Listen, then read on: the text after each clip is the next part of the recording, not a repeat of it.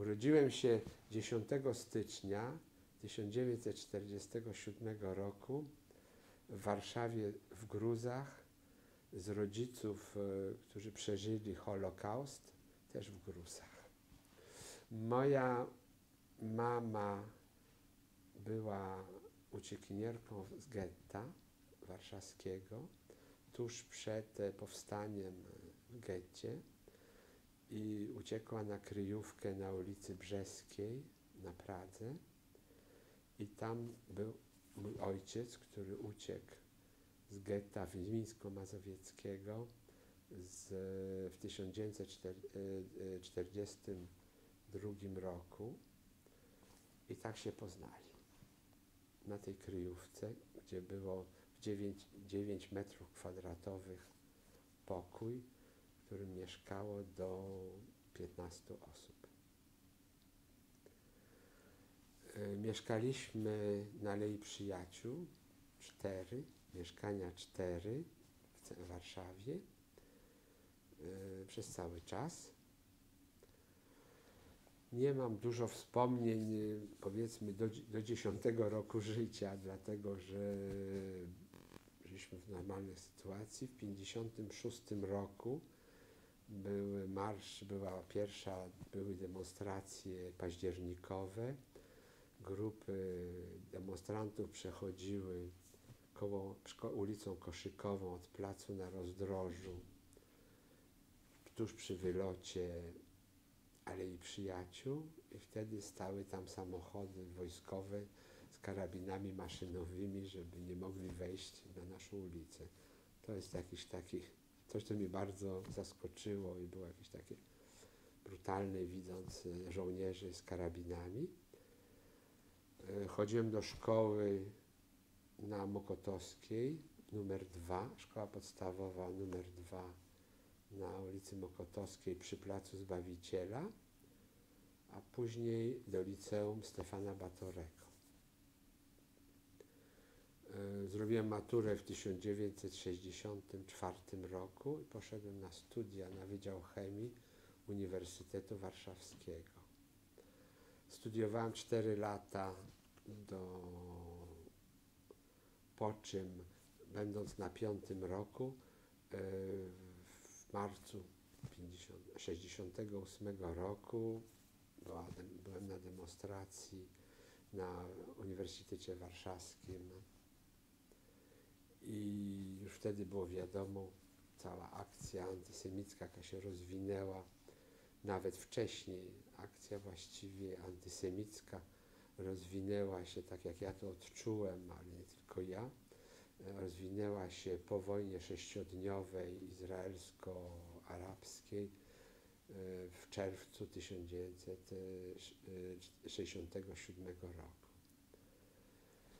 Po marcu 1968 roku wiadomo było, że studiów nie skończę i mój ojciec został wyrzucony z pracy, moja mama też i jedyna jaka była możliwość to wyjazd z Polski, także o tym się zaczęło wtedy dużo mówić i w listopadzie 1968 roku wyjechaliśmy z Polski. To może być nie pierwsza część, skrót teraz, a teraz jak możemy dalej? Teraz wróćmy do początku jeszcze i ja miałbym takie pytanie właśnie bardziej szczegółowe, to znaczy po pierwsze, jak się nazywali Pana rodzice i żeby Pan trochę opowiedział po pierwsze o ich doświadczeniach wojennych, trochę może też o rodzinie, o jakby czasach przedwojennych i jakby co Pana rodzice Panu przekazywali z tego doświadczenia wojennego, w jaki sposób, jakby jaka była ta relacja? Moi rodzice, ojciec nazywał się Hil Kirschenbaum, później w Izraelu nazywał się Jehiel, bo to jest właściwie, to był chyba jakiś skrót od Jehiel Kirschenbaum, nazywał się Hil Kirschenbaum. Pochodził z Mińska Mazowieckiego, to jest mały taki sztetyl, 36 km od Warszawy, w którym przed wojną żyło 5,5 tysiąca, około 5,5 tysiąca Żydów i tyleż Polaków, katolików. Rodzina mojego ojca składała się z 5 dzieci i wszyscy mieszkali w jednym pokoju. Mieli mały taki domek drewniany w Mińsku Mazowieckim, dwupokojowy. W jednym pokoju był warsztat cholewkarski dziadka mojego, a reszta rodziny żyła w jednym pokoju. Tak jak to, co ja wiem dotyczące spraw życia mojego ojca i całej rodziny z Mińska Mazowieckiego, jest zaczerpane z wspomnień mojego ojca, które on pisał w czasie wojny i po wojnie, kończył pisanie, które właściwie składa się z 3 części. Życie Żydów i rodziny mojej z Mińsku Mazowieckim przed wojną do 1939 roku. Druga część to jest okres zagłady, czyli wejście Niemców i Łotyszy i tak dalej do Mińska Mazowieckiego, utworzenie getta i likwidacja getta i wywóz Żydów do Treblinki. I jednocześnie na tle tej historii życie mojego ojca, który uciekł z Mińska Mazowieckiego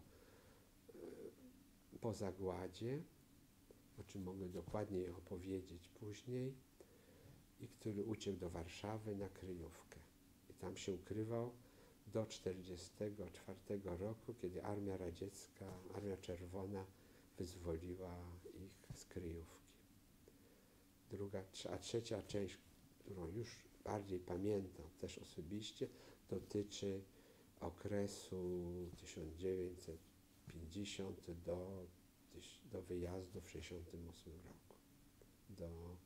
Rodzice jest moim bratem, mam jeszcze brata, który jest 5 lat młodszy ode mnie. Rodzice z bratem wyjechali do Izraela, a ja pojechałem do Francji. I tam zostałem, do dzisiaj jestem we Francji. Jak w większości żydowskich domów po wojnie, po zagładzie, po Holokauście, o tym się nie mówiło w domach. Ani moja mama, ani mój ojciec nie mówili nigdy o okresie wojennym. Czasem jakieś jedno zdanie mama powiedziała, bardziej ojciec nie mówił nigdy praktycznie i właściwie nic nie wiem. Nic nie wiem ani o jego życiu, ani o życiu przed wojną, ani o okresie zagłady, z jego relacji ustnej. Czasem mówił, że pisze pamiętniki z tego okresu, ale nigdy nie mieliśmy, ani mój brat, ani ja, nie mieliśmy dojścia. Dopiero po wyjeździe do Izraela, według mnie w latach 90. nam dał, pamiętniki były pisane na maszynie z taką niebieską kalką, były 3 egzemplarze, on wysłał 1 egzemplarz w 1985 roku, wysłał 1 egzemplarz do Yad Vashem i te 2 egzemplarze, które zostały, 1 do mnie i 1 do mojemu bratu. Mówiąc nam, że właściwie nic nie mówią. Ponieważ on nic nie mówił, nawet o tych pamiętnikach, jak ja mi dał, to ja dopiero dużo później zacząłem czytać te pamiętniki. Jakoś nie czułem się w pełni silny, wystarczająco silny, żeby zacząć czytać pamiętniki, które wyraźnie on nie chciał, ja miałem wrażenie, że on nie chciał, żebym ja czytał te pamiętniki. Nigdy o tym nie mówił, nigdy nie mówił, żeby nie powiedział, że należy je czytać. On mi je dał po to, żebym ja je miał, a nie, żebym ja je czytał. Taki był jego stosunek do tej całej sprawy. Do nas, mojego brata, do mnie lub do tych pamiętników. I właściwie ja zacząłem czytać te pamiętniki w latach 2000 dopiero. Zacząłem czytać i czułem ciągle jakąś taką obawę, jak gdyby on gdzieś w tych pamiętnikach nie chciał, żebym ja ich czytał. I właściwie czułem, albo to był jakiś wewnętrzny opór do czytania, do poznania prawdy o moim ojcu, prawdy, której on nigdy nie chciał opowiedzieć. Nie chciał opowiedzieć o swoim życiu. Wyraźnie nie był w stanie, ale tak jak większość Żydów, którzy uratowali się w czasie wojny, nie byli w stanie o tym opowiadać z dwóch powodów właściwie. Pierwszy powód to był ich kompleks wobec tych, co umarli. Większość przecież zginęła, a oni zostali i to była jakaś oni się czuli winni za to, że żyją wobec tych, co umarli. Z naszej rodziny, z jego rodziny, z rodziny mojego ojca, było 5 dzieci, 7 osób, uratowały się 2 osoby. On i jego siostra Maryla, która też była na tej samej kryjówce na Brzeskiej w Warszawie, na Pradze. Oprócz tego reszta rodziny zginęła, czyli wujkowie, ciotki, to była jednak duża rodzina. Wszyscy zginęli poza jedną ciotką, która wyjechała przed wojną do Francji i tam przeżyła, we Francji przeżyła okupację. Także nikt nie został i on jeden został, znaczy ich 2 zostało z siostrą i to jest klasyczne właśnie, klasyczna sytuacja, kiedy oni się czuli w jakiś sposób winni właśnie, że przeżyli, kiedy dziesiątki, setki ludzi wokół ich i znajomych i rodziny wszyscy zginęli. Drugi powód, dla których oni nie mówili, tak jak się uważa, jest to, że to, co oni widzieli, to, co oni przeżyli, było tak straszne, że ktoś, tak jak ja, czy mój brat, urodzeni po wojnie, którzy nie widzieli tego, nie doznali, nie są w stanie tego zrozumieć. Mnie się wydaje, że to jest prawda, że nie jesteśmy w stanie sobie wyobrazić życia przed śmiercią, tak życie jako zapora przed śmiercią, która ich otaczała, nie jest do wytłumaczenia, nie jest do wyobrażenia po prostu. Cokolwiek byśmy czytali, cokolwiek byśmy słyszeli. Ja przypuszczam, że oni rozmawiali o tych sprawach wojennych, zagłady, holokausty, getta. Oni rozmawiali tylko ze starszymi, znaczy z ich pokoleniem, którzy przeżyli to. Bo przychodzili na przykład goście, przychodzili tak zwane ciocie i wujkowie, myśmy ich nazywali, bo tak rodzice nam mówili, żeby nazywać, bo to nie byli prawdziwi, bo nie mieliśmy cioci i wujków, którzy wyraźnie między sobą mówili po żydowsku, żebyśmy my nie rozumieli. I ja mam wrażenie, że oni, tak jak ja rozumiałem, troszeczkę tam parę słów rozumiałem, oni rozmawiali o tych sprawach. Mogli rozmawiać między sobą, ale nigdy przychodziły 2 osoby, które miały na ramieniu, na przedramieniem, miały ten tatuaż z Oświęcimia, numer z Oświęcimia i tak dalej. I z nimi oni rozmawiali chyba między innymi o tych sprawach. A zresztą to jest zupełnie zrozumiałe. Dla mnie jest to całkowicie zrozumiałe. My nie byliśmy w żaden sposób, dla nas nie było możliwe, żeby zrozumieć, o czym oni mówią i co oni czuli i co oni czują dalej. To tyle na temat moich rodziców. Aha, moja mama, proszę bardzo. A proszę mi powiedzieć, jaka była Pana reakcja jakby na te wspomnienia, po przeczytaniu tych wspomnień? Jakby jak Pan się... Ja się bardzo źle czułem, jak czytałem, z wielu powodów. Czułem jakoś taki ciężar, który był na mnie cały czas. Był ciężar, tak jakby stał z tyłu mój ojciec i się patrzył na mnie i mówi, no i co ty o tym widzisz, co ty myślisz? Widzisz teraz, jakie było moje życie, teraz widzisz, to tak jak teraz widzisz, skąd ja jestem i skąd ja taki jestem i tak dalej. Tak jak on by stał za mną i mi to mówił albo patrzał się na mnie, jak ja czytałem. Z drugiej strony ja czułem, że robię coś, na co on nie miał ochoty, żebym to robił.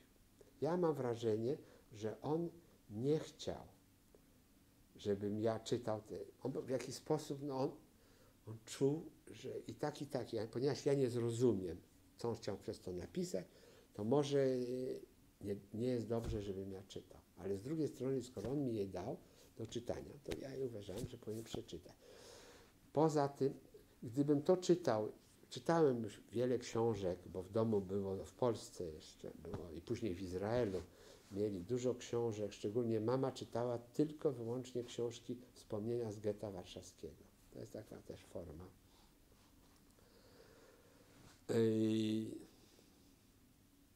I ja czytałem też te książki, parę książek czytałem, także mniej więcej wiedziałem, mogłem sobie wyobrazić, jak to wyglądało wszystko, ale to dotyczyło innych ludzi.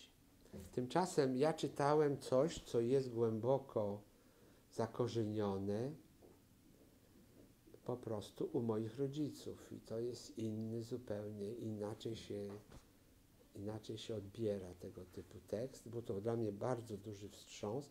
Ja to czytałem po kawałku, z dużymi odstępami, żeby móc jakoś to przetrawić. To ja nie czytałem to jako książkę, tylko czytałem to jako takie przejście przez taki ciężki okres dla mnie też, żeby to czytać. To był bardzo ciężki okres.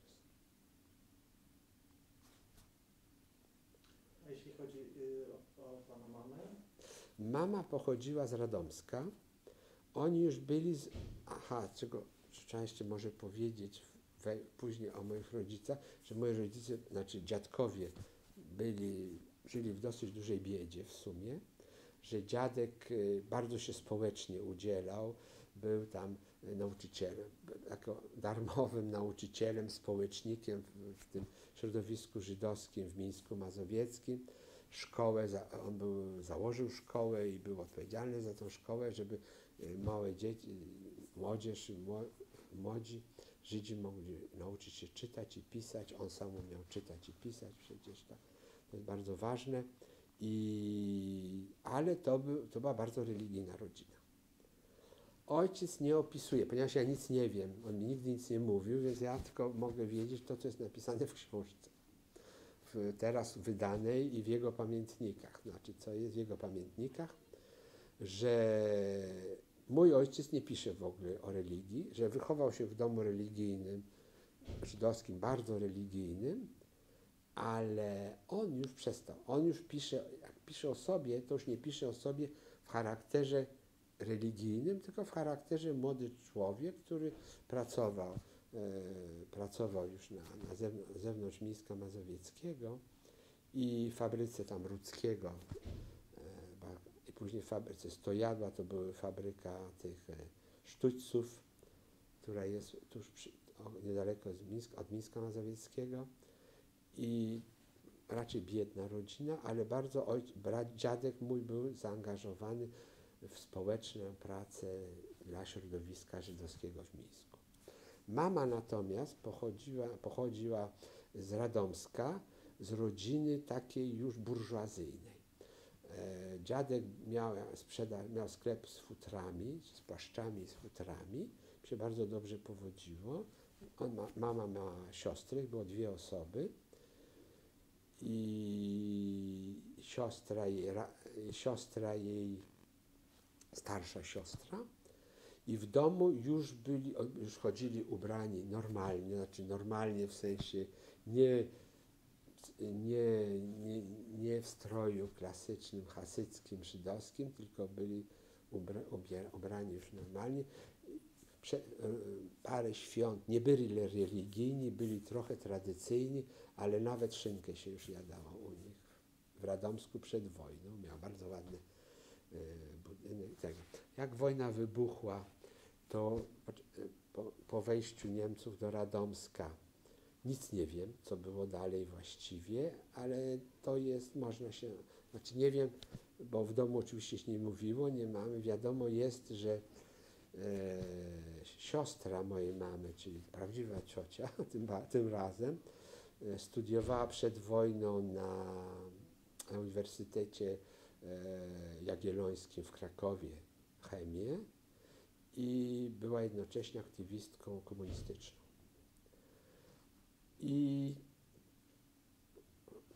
jak wojna wybuchła, ona przyjechała do Radomska, siostra mamy, i razem pojechały do Warszawy, bo ona, siostra miała tam kontakty, no ale później trafiły do getta i właściwie to siostra miała bardzo silny charakter i miała, jak to się wtedy mówiło, tak to mówili moi rodzice, jak oni tam parę słów opowiadali, miała tak zwany aryjski wygląd i w związku z tym farbowała sobie włosy na blond i mogła się poruszać po mieście, mając tam kontakty z różnymi tam członkami komunistycznymi, czy jakieś lewicowe i tak dalej. Jakaś historia siostr. Jak były w getcie, to siostra, w getcie warszawskim, to siostra mamy wychodziła z getta do pracy i trochę mogła pomóc, w ten sposób przynosiła pieniądze i miała tam kontakty oczywiście poza gettem. No i w pewnym momencie już wiadomo było, ona przyszła z wiadomością wielokrotną, że getto będzie likwidowane w 1943 roku, trzeba uciekać. I to ona właściwie wzięła moją mamę za rękę silnie i powiedziała, uciekamy. Moja mama była trochę strachliwa i miała inny wygląd, bardziej żydowski i się bała wyjść z getta właściwie i uciekli i tam na kryjówkę i to ona znalazła tę kryjówkę. To był tak zwany dobry adres, gdzie był już mój ojciec, który przyszedł z Mińska Mazowieckiego i mama z getta warszawskiego. Może pan powiedzieć, jak się nazywała pana mama i dziadkowie? Mama się nazywała Irena Ruchla z domu Bugajska. Dziadkowie, mama, czyli moja babcia, czyli mama mojej mamy, zmarła przed wojną w Radomsku w 1939 roku, ale przed wybuchem wojny na atak serca i to jest jedyna osoba z całej rodziny, która ma nagrobek. Jest pochowana na żydowskim cmentarzu w Radomsku i do dzisiaj ten nagrobek stoi. Tam cmentarz był zniszczony, jest trochę odbudowany, jest opieka nad tym cmentarzem teraz. I to jest jedyna właściwie osoba z rodziny, która została pochowana normalnie. Jej ojciec prawdopodobnie został wysłany do Oświęcimia, ale o tym nic nie wiemy. I tam zginął, bo nikt nie wrócił. A ta historia poznania się pana rodziców, jest jakaś historia, czy coś rodzice o tym opowiadali? Bo oni opowiadali, że się poznali na kryjówce i była data jakaś, kiedy może pocałowali albo się zbliżyli do siebie, nie wiadomo. Jest jakaś data, którą oni uważali za datę poznania, bo w marcu każdego roku oni obchodzili tak zwany jak gdyby ślub. Oni nigdy nie mieli żadnego ślubu według mnie. Nic o tym nie wiem. Nie ma żadnych dokumentów dotyczących ich ślubu, ale byli razem do końca. Ojciec zmarł w 2008 roku, a mama zmarła 2 lata temu. A opowiadali coś o funkcjonowaniu tej, jak przebiegało życie w tej... To jest wszystko, oni nic nie opowiadali, to jest wszystko w pamiętnikach mego ojca. pamiętnikach mojego ojca wszystko jest opisane, jak to działało, jak były dwie wsypy, jak ci na przykład gospodarze, których byli im pomagali, kto im pomagał z zewnątrz. To była rodzina, taka przyjaciele, którzy się nazywali Stasiek Oppenheim z Mińska Mazowieckiego. To był przyjaciel mojego ojca, który miał jakąś pracownię, jego ojciec, tego przyjaciela mojego ojca. Tamta rodzina miała warsztat i mieli dosyć, no, zarabiali więcej pieniędzy niż inni po prostu. Nie można powiedzieć, że byli bogaci, bo to nie było bogatych Żydów. I to on zorganizował po prostu tą kryjówkę na Pradze, ten przyjaciel ojca, Stasiek Oppenheim, który miał pieniądze i zorganizował przejście mojego ojca i jego siostry na tę kryjówkę na Brzeską, na Pragę. Także po prostu to jest wszystko, co ja wiem z z pamiętników, które teraz są w postaci książki wydanej właśnie w Warszawie. Nic o tym się w domu... Oni powiedzieli, że byli, to po prostu w rozmowie powiedzieli, a no tak, jak byliśmy na Brzeskiej. To było tak. Jedno zdanie, więcej nie. To było dużo ludzi. A pamiętasz, to ojciec mówił do mamy, pamiętasz, Irka, jak byliśmy na Brzeskiej, to ten zrobił to, a ten powiedział to. I to już trzeba było od razu odczytać, jako Brzeska to jest kryjówka i co tam było i tak dalej. Tak to było. A proszę nam powiedzieć o swoim dzieciństwie, dorastaniu. Dlatego też pytam o to, co Pana rodzice Panu przekazywali. I czy w dzieciństwie i też dorastaniu i świadomości swojej tożsamości w tamtym kontekście. Proszę Pana, dzieciństwo, ja nie narzekam na dzieciństwo, to znaczy myśmy byli wychowani w dobrych warunkach, bo po wojnie mój ojciec, zaraz jak Armia Radziecka w 1944 roku wyzwoliła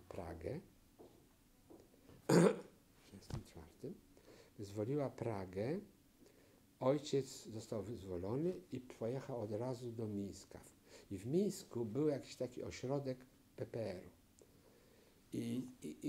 I on się z nimi wszedł w kontakt, bo już wtedy z komunistami, z polskimi, którzy przyszli razem z armią radziecką.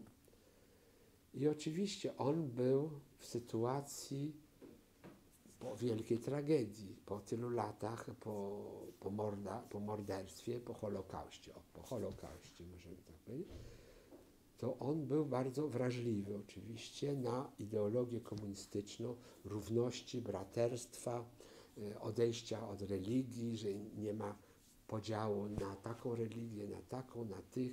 Także oczywiście on wpadł natychmiast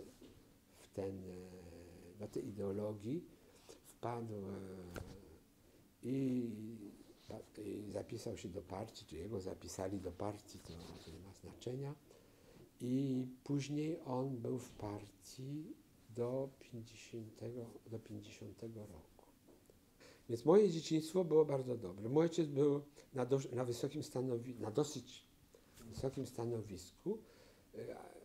Też ja oczywiście o tym nie wiedziałem, wiedziałem. Ja się dowiedziałem z archiwów akt nowych, że mój ojciec był wtedy zastępcą kierownika Wydziału Administracyjnego.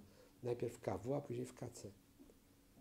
Także nie było problemów. Prawdopodobnie on uważał, że należy, nawet on był komunistą nie moim zdaniem ideologicznym, tylko dlatego, że po prostu chciał budować Polskę nową, Polskę, w której nie będzie antysemityzmu. I jedyna możliwość, jaką miał, to służyć partii komunistycznej. Oczywiście nie był w systemie, nie był związany ani z UB, ani z Ministerstwem Spraw Wewnętrznych, ani z całą sytuacją, ani z całym aparatem represyjnym. Zresztą był dosyć krótko w partii. W 50 roku go wyrzucili z partii. Centralna Komisja Kontroli Partyjnej go wyrzuciła. Nieważne, powody nie są ważne, bo to nie jest nic związane z prawdą, w związku z tym powody, jakie były. Może pan powiedzieć, o co zostało? Powody były, że nie był dobrym komunistą, że przed wojną był w jakichś organizacjach w bundzie i tak dalej. Ale nigdy nie był w bundzie, bo miał 20 lat, jak wojna wybuchła, już nic nie było. Już Niemcy weszli. On się urodził w 1919 roku, czyli miał 20 lat, 39 rok, jak wojna wybuchła. Także on nie był w żadnych partiach komunistycznych, ani w żadnych ośrodkach komunistycznych, nawet jakie się organizowały w tych różnych sztetlach. On opisuje to, że były takie grupy, które były powiązane właściwie z jakimiś ruchami komunistycznymi, sionistyczno-komunistycznymi Żydów z Warszawy. To jednak było blisko, tym bardziej, że Mińsk Mazowiecki jest stacja Mińsk Mazowiecki, tej kolejki z Warszawy, czyli była kolejka elektryczna z Warszawy do Mińska i dalej do Siedlec i tak dalej. Także była duża komunikacja i wymiana, ojciec też jeździł do Warszawy, między Warszawą a Mińskiem Mazowieckim. I jednak była ta ideologia lewicowa, komunistyczna, którą przywozili wysłannicy Żydów z Warszawy. Także, ale on nigdy nie był w tym, on nigdy nie był związany z tym. Zresztą on pisze w swoich pamiętnikach dosyć ironicznie na ten temat, mówiąc, że Żydzi w Mińsku to po prostu z nudów się spotykali się, żeby dyskutować o komunizmie, o lewicy, o socjalizmie i tak dalej. Ja uważam, że taka ironia jego nie jest na miejscu, że to nie było tak. Było jednak dużo komunistów, którzy wierzyli w tę nową ideologię, która właśnie pozwoli wyjść z tego karkanu, z tej sytuacji właśnie Żydzi, antysemici i może stworzenie jakiegoś nowego ładu społecznego. I to chyba jego też właśnie po wojnie, jeszcze on był tak zgnębiony, bez rodziny, bez niczego, tylko z okropnymi wspomnieniami, to oczywiście ta ideologia na niego zrobiła duże wrażenie i on wstąpił i pracował, pracował bardzo dzielnie i bardzo odważnie w partii i w zadaniach, jakie mu były.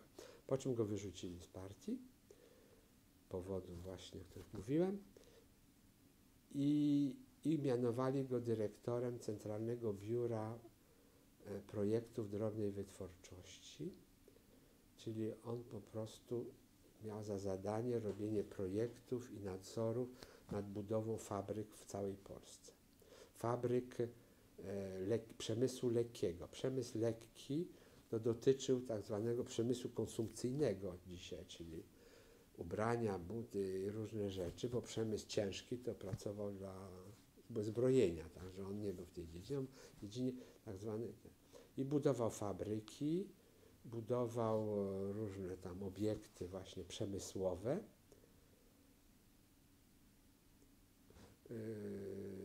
W roku 1954 było nowe zebranie.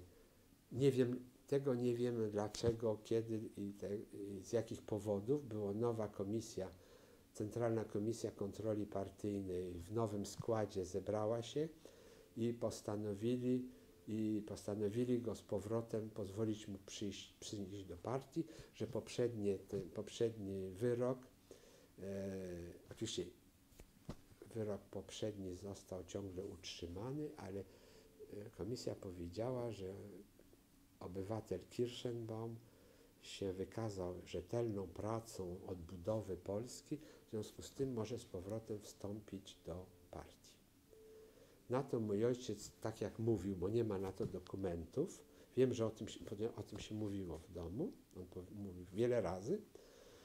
Wtedy, jak dostał to oświadczenie, to on podobno ustnie odpowiedział tej Komisji Kontroli Partyjnej: ja nie prosiłem, żeby mnie wyrzucili z partii, to nie muszę teraz drugi raz prosić, żeby wejść do partii. I w związku z tym odmówił wstąpienia do partii. On prawdopodobnie chciał, żeby od razu mu powiedzieli, że z powrotem staje się członkiem partii. A komisja, to jest dzisiaj mam te dokumenty z archiwum akt nowych, Komisja Kontroli Partyjnej powiedziała: pan może z powrotem, obywatel może z powrotem prosić o przyjęcie do partii. I tego on nie zniósł i nie wstąpił do partii. I został bezpartyjny już do końca. Chcieli go tam, zdaje się, wyrzucić wtedy z tego pozycji dyrektora tego biura, ale to się nie udało w 1954 roku i już tak został do 1968 roku. Pracował. Ale pełnił, no to jednak... Pełnił funkcję, ciągle pełnił funkcję bardzo na stanowisku z dużymi przywilejami. Tak. To było duże stanowisko, bo jednak wszystkie fabryki, które budował do 1968 roku, to były projekty, nadzory jego. Tak. I jednocześnie to mu pozwoliło właściwie dwa takie, pozwoliło mu wykazać się, nie, to źle powiedziane, to mu jednocześnie ta jego pozycja pozwoliła mu zrealizować dwa projekty prywatne w pewnym sensie. Pierwsze to była budowa pomnika na cmentarzu żydowskim w Mińsku Mazowieckim. Pomnik, który był poświęcony zagładzie Żydów Mińska Mazowieckiego. Tak jak powiedziałem, przed wojną było mniej więcej 5,5 tysiąca Żydów w Mińsku Mazowieckim. Po wojnie mój ojciec się doliczył niecałe 30 osób, które przeżyły. I drugi element to było, ponieważ Żydzi z Mińska Mazowieckiego zostali wszyscy wywiezieni do Treblinki, to jest w zapisach niemieckich, i on między innymi budował też pomnik, to biuro projektowało pomnik w Treblince, który jest zbudowany z takich kamieni, bo Treblinka została całkowicie zburzona. To są takie kamienie. To proszę pana, no to teraz szybko możemy to już. Znaczy to przejdźmy właśnie do tego marca, bo pan miał, w 67 rok pan miał 21 lat, tak? Nie, miałem 20. W 68 miałem 21 lat, tak. Ja już mniej więcej trochę wcześniej, na Alei Przyjaciół była cała taka Aleja Przyjaciół, to była taka to ulica takich też aparatczyków partyjnych i postawionych dosyć wysoko ludzi. Dużo Żydów było, między innymi był Adam Michnik. Teraz on pisze o tym właśnie, że w jakiś sposób zdradził swoich rodzinę, która zginęła tutaj, i on ich zostawia i wyjeżdża. Także jemu było bardzo ciężko, na pewno. Mnie nie było ciężko. Ja już byłem silny, ja już byłem świadomy tego wyboru i tym bardziej, że jechałem do Francji, wiedziałem, że pomyślałem sobie tak, Francja jest krajem bliskim mi w pewnym sensie kulturowo i tak dalej, także nie czułem się jakoś bardzo zaniepokojony tym albo nieszczęśliwy. W sumie jakoś byłem silny po prostu. Tym bardziej, że w trakcie załatwiania tych wszystkich spraw wyjazdowych poszedłem do konsulatu francuskiego i rozmawiałem po francusku z tym konsulem, który okazał się człowiekiem szalenie otwartym wobec mnie i powiedział mi, że wizę dostanę wjazdowo na ten dokument podróży i jednocześnie zaproponował mi, żeby wszystkie papiery prywatne, uniwersyteckie, szkolne i wszystkie papiery, jakie mamy, żeby mi mu to dać, on prześle to walizą dyplomatyczną do Paryża, bo już było wiadomo wtedy, że ci, którzy poprzednio wyjechali, że na granicy celnicy polscy potrafili zabrać wszystkie dokumenty, jakie się miało, papiery, także żeby właśnie jeszcze utrudnić dodatkowo życie tych emigrantów na emigracji. Oczywiście dostałem wizę i papiery mu dałem, które on przesłał do tego. Jak przyjechałem do Paryża, poszedłem do Ministerstwa Spraw Zagranicznych dostać te papiery, jednocześnie miałem już taki list, żeby się zgłosić tam do pewnej pani, która od razu, która w Ministerstwie Spraw Zagranicznych zajmowała się przyjęciem cudzoziemców. Znaczy dostałem od razu pewną sumę pieniędzy, żeby móc żyć i tego. Oni nie wiedzieli, że ja mam rodzinę, miałem gdzie mieszkać, ale przez 2 miesiące byłem na utrzymaniu, powiedzmy, na zapomodze Ministerstwa Spraw Zagranicznych. To pozwoliło mi złożyć papiery w biurze uchodźców i dostałem azyl polityczny natychmiast, praktycznie bardzo szybko. Dostałem azyl polityczny, czyli dostałem wszystkie papiery do pobytu i to pozwoliło mi i jednocześnie dostałem,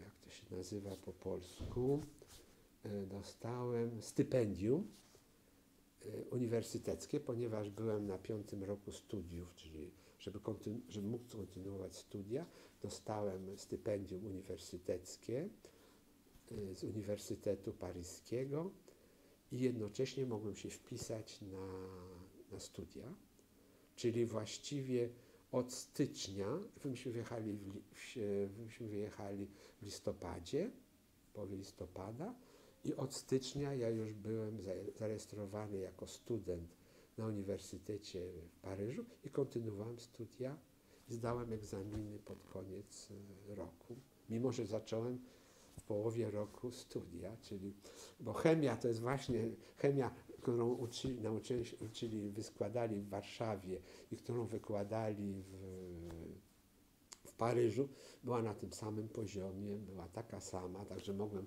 spokojnie studiować i to pozwoliło mi od razu, dzięki tam pani jednej profesor i pani jeden docencie, którzy mi pomogli właśnie, żeby szybko się wpisać na studia, zostałem przyjęty i kontynuowałem studia właściwie aż do 76 roku, bo to są 2 doktoraty zrobiłem we Francji, czyli mogę tylko powiedzieć, że przyjęcie, jaką Francja mnie zgotowała, było naprawdę na bardzo, bardzo wysokim poziomie. Jestem ciągle wdzięczny, zawsze będę wdzięczny Francji za to przyjęcie. Ja przyjechałem sam jeden z 3 walizkami, z czego jedna była pełna książek chemicznych i niechemicznych i literatury polskiej. I w ten sposób zostałem we Francji. W 76 roku też zdałem ostatni egzamin na doktorat, taki specjalny doktorat państwowy i najwyższy stopień doktoratu i jednocześnie dostałem obywatelstwo francuskie. I od tego czasu pracowałem we Francji. Mam różne stypendium, później z jednego stypendium inne stypendia i w rezultacie przyjęto mnie do komisji, to jest taka, można powiedzieć, w Polsce to jest Instytut Badań Jądrowych. To był odpowiednik francuski, przyjęto mnie do pracy po tym doktoracie i tam już pracowałem całe życie. w roku 1977 zostałem zaangażowany jako badacz naukowy. W 1989 roku moje prace naukowe dostałem główną nagrodę naukową Instytutu w tym roku, tak zwaną Nagrodę Instytutu Badań Jądrowych, co było najwyższym oznaczeniem tego instytutu. No i później zrobiłem karierę, bo jeszcze tam opublikowałem wiele artykułów w prasie światowej, naukowej oraz miałem wiele patentów też międzynarodowych, które dostałem. W 2012 dostałem bardzo interesujący list od tego Biura Międzynarodowego do Spraw Uchodźców, które na początku dało mi azyl polityczny, że oni są w trakcie opublikowania tak zwanej listy uchodźców, wybitnych uchodźców, jakie Francja przyjęła, jakim Francja dała azyl polityczny. I w związku z tym oni mnie mianowali między innymi w tej galerii uchodźców politycznych, wybitnych uchodźców politycznych. Czy ja się zgadzam na to, że oczywiście się zgodziłem na to mianowanie i na internecie można mnie znaleźć i w tej agencji, właśnie to Biuro Uchodźców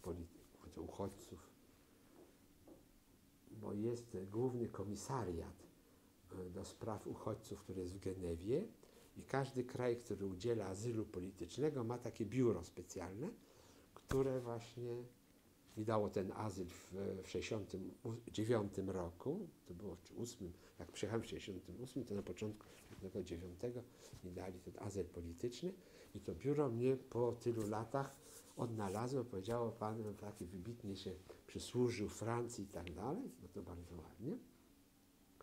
No i tam między innymi kiedyś to był Chagall, Maria Casares, to są wielcy ludzie, no i wśród nich ja też jestem. Bardzo przyjemnie. Tak. Ale pan mówił tak, że rodzina, to znaczy rodzice wyjechali do Izraela, tak. Rodzice wyjechali do Izraela. Mój ojciec może by miał jakieś możliwości wyjechania gdzie indziej, ale mój ojciec powiedział, po pierwsze miał siostrę, która jest w Izraelu, która wyjechała w 1945 czy 1946 roku, zaraz po wojnie. Ona, jak wyzwoliła Armia Radziecka ich kryjówkę, Pragę, to jeszcze tam, ona też wróciła do Mińska, jak widziała, co jest w Mińsku, mój ojciec został, a ona powiedziała z mężem swoim: ja wyjeżdżam. I wyjechali do Niemiec, do tej strefy właściwie amerykańskiej, gdzie były te obozy, tak zwane displaced persons. I tam ona była i stamtąd, tam się urodziła jej córka i stamtąd pojechali do Palestyny. Jeszcze wtedy to była Palestyna i tam zostali. I mój ojciec wtedy też, jak już wyjechali w 1968 roku, powiedział: ja jadę do mojej siostry i ja chcę być u siebie w kraju i nie chcę już się więcej pętać, nie chcę od nikogo mieć jakąkolwiek pomoc, ja chcę jechać do mojego kraju. I w domu się nigdy nie mówiło, że Izrael jest jakimkolwiek naszym krajem, ale wtedy, tak jak ja panu powiedziałem, był w takiej ciężkiej sytuacji psychicznej, moim zdaniem, że to było dla niego jakaś taka, to mu pomogło może dużo. Oczywiście będąc w Izraelu dostał stanowisko, bo w międzyczasie jeszcze studia inżynierskie w Polsce kończył, budowlane właśnie, także w Izraelu także on był, jak pracował w Izraelu na stanowisku inżyniera w takim biurze projektów, które należało, Solel Bonnet to się nazywało w Tel Awiwie na Allenby. I to było biuro projektów, które należało do Histadrutu, czyli Związków Zawodowych w Izraelu. A że był takim funkcjonariuszem państwowym, można by to było powiedzieć. I tak do emerytury, proszę. A ja przeszedłem na emeryturę w 2009 roku, no, pod koniec 2009 roku i zająłem się później właściwie taką pracą konsultantów z dziedziny biologii, bo to była moja specjalność, dla krajów tak zwanych trzeciego świata. Głównie z językiem francuskim, jak Haiti i Wybrzeże Kości Słoniowej. Ja tam wiele razy pojechałem na konsultacje, na wykłady, na pomoc, na podwyższenie, na wzmocnienie, to się mówi, systemu zdrowia w tych krajach, które bardzo potrzebują. Jeszcze pracowałem właściwie kilka lat, no i teraz raczej już się zajmuję innymi sprawami prywatnymi zupełnie. Ale wtedy jak Pan przyjechał do Paryża, jakby społeczeństwo paryskie czy na uczelni, jakby była świadomość, dlaczego Pan tam trafił? Czy to w ogóle nie miało z Pana perspektywy znaczenia? Nie, to nie miało, dla nich nie miało żadnego znaczenia. Ja studiowałem, ja właściwie już przyjechałem, ja już nie byłem na studiach takich ogólnych, czyli nie były aule. Ja miałem tylko raz w tygodniu wykłady. Byłem na wykładach raz w tygodniu z grupą mniej więcej 20 osób, studentów. Były wykłady jeden dzień, a reszta pracy mojej, już byłem w laboratorium, byłem zatrudniony w laboratorium naukowym na uniwersytecie i tam była grupa ludzi, z którymi ja mogłem rozmawiać, bo z studentami ja nie miałem żadnych kontaktów, myśmy przychodzili na wykłady, później to było parę godzin wykładów i każdy wychodził, nikt z nikim nie rozmawiał, myśmy się nie znali. Natomiast w laboratorium było już dużo naukowców, to było laboratorium naukowe, badań naukowych i tam poznałem wiele osób. Oni wszyscy dobrze wiedzieli, kto ja jestem, ja od razu powiedziałem, kto ja jestem, dlaczego. Nie miałem żadnych problemów. Bardzo mi pomagali na początku, bo myśleli, że ja może z językiem mam kłopoty, ale nie miałem takich dużych kłopotów. Byłem zintegrowany od razu do laboratorium. Nie byłem zresztą jedyny cudzoziemiec. We Francji zawsze było laboratoria. I na studiach zawsze była duża grupa cudzoziemców z różnych krajów, także nie było żadnych problemów, żadnych, nic nie było, nie. Raczej jako uchodźca polityczny, a jedyny byłem uchodźcą politycznym, bo studenci zagraniczni przyjeżdżali na studia, mieli swoje obywatelstwo, wyjeżdżali, przyjeżdżali i tak dalej, a ja byłem uchodźcą politycznym. W związku z tym były duże dyskusje polityczne oczywiście na temat właśnie co się tam dzieje, ale raczej bardzo pozytywne nie raczej, tylko całkowicie pozytywne wobec mojej sytuacji. Byłem bardzo często zapraszany do domu, do tych członków laboratorium. Sama pani profesor, która mnie przyjęła, bardzo ciepło mnie przyjęła. Byłem wiele razy u niej też w domu zaproszony. I przez cały czas mi pomagała, Także miałem dużą pomoc i bardzo przychylny stosunek, bardzo przychylny. Wiedząc zresztą Żydem oczywiście, dlaczego wyjechałem i tak dalej. Ale czuł się Pan uchodźcą? I mnie to nie przeszkadzało. Paryż jest trochę kosmopolityczny. Nie byłem jedynym uchodźcą, bo była grupa innych Żydów z Polski, która też tam była, co przecież właśnie pani szuka teraz trochę. Była grupa ludzi, od razu którzy wyjechali w tym samym czasie do Paryża, co najmniej 6-7 osób, także myśmy stanowili jakąś taką grupę, także nie byłem sam. Tam poznałem też moją przyszłą żonę, która wyjechała z Polski właśnie w tym okresie, z Warszawy. No i wie pan, moi rodzice się zeszli w ciężkiej sytuacji, tak samo ja się zszedłem się z nią w sytuacji. Ja nie czułem żadnego czułem się dobrze, nie czułem się źle, nie czułem się psychicznie załamany, czułem się bardzo dobrze. Powód był między innymi też, że byłem sam, że rodziców nie było też dookoła, nie byłem już z rodzicami. To, że wyszedłem z domu, było dla mnie bardzo ważne, bo jakoś tak byłem odpowiedzialny sam za siebie, bo jednak w domu to byli rodzice, tak się żyło rodzinnie. A tu ja sobie założyłem nową rodzinę moją, dzieci później przyszły i tak dalej, urodziły się dzieci i tak dalej. Nie było bardzo dobrze. Co roku przyjeżdżałem do nich do Izraela, spędzałem tam 2 miesiące wakacji, spędzałem u rodziców. To było bardzo fajnie, bardzo przyjemnie, to była inna atmosfera, inaczej było, ja z nimi, ja czułem też, że mój ojciec się dużo lepiej czuje, że że jest może niezadowolony z pracy, bo nie jest dyrektorem naczelnym, tam 200 osób i tak dalej, nie kieruje nimi, ale